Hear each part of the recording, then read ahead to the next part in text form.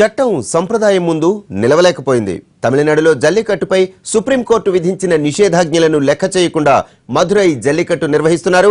మాణిక్యంపట్టి, పరంబపట్టి, వాలాంగుడి, పలంగానత్తం, పాలమేడు గ్రామాల్లో యువకులు ఉత్సాహంగా క్రీడలో పాల్గొంటున్నారు. మరోవైపు అలంగానల్లూరులో జల్లికట్టు నిర్వహించడానికి స్థానికులు ఏర్పాట్లు చేస్తున్నారు. దీన్ని అడ్డుకోవడానికి పెద్ద సంఖ్యలో పోలీసులను మోహరించారు. దీంతో అక్కడ ఉద్రిక్త వాతావరణం నెలకొంది.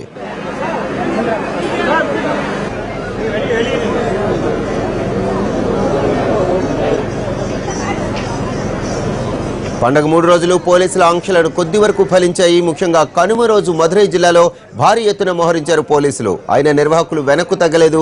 లాంఛనం పేరుతో ఆట కొనసాగించారు. అయితే ఇవాళ ఓపెన్ గా బరిలోకి దించారు. పోట్ల గిత్తలను రంగంలోనికి దించారు. బహిరంగంగానే జల్లికట్టు ఆడుతున్నారు.